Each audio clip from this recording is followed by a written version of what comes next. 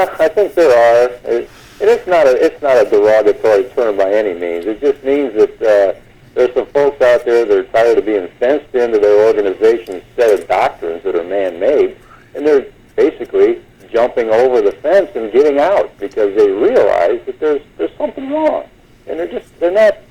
I mean, they're still getting that milk, but they're not getting any real food to sink their teeth in. Something's just not adding up in their mind. So, yeah, I guess for lack of a better term, I guess that's what. I mean, I've heard it said before. So it's it's interesting. They're in a congregation, and then they jump the fence and go to another one, and they're looking for more truth, actually. But pure truth they're never going to find if they keep going to these steeples. No, that's for sure.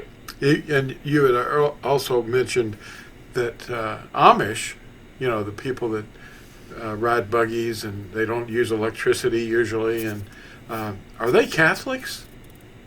Do they do anything Catholic? I mentioned that. I got a lot of friends that are Amish, and we're good friends and stuff, and I sometimes, in a joking way, when I stay with a smile on my face, when they ask me certain things or I ask them, I say, well, I'm not Catholic, right? You guys Catholic?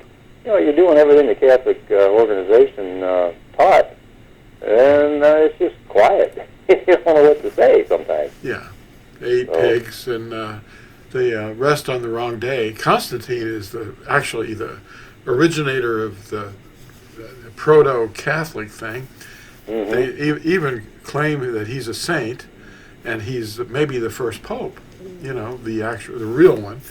And the councils that were set up, like Nicaea and Laodicea, and how they forced Christians to understand the idea that Sunday is the day of rest, and that anybody resting on the true Sabbath, which they called it in the edict, in the canon, I think it was Canon 29 of the Council of Laodicea, they actually said anyone found resting on the Sabbath is what was it? Anathema. They called them. They'd be Judaizing, and they would be anathema. Anathema, yeah. Yeah, worthy of death. Yeah. So they said, they're citing the fourth commandment in the Ten Commandments that we're supposed to obey, and they're saying that anybody resting according to the fourth commandment is anathema.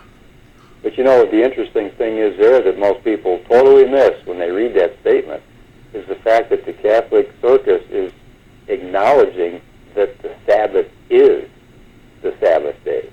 It is the seventh day. Yes. And I don't even know if they realize what they're saying. Mm-hmm.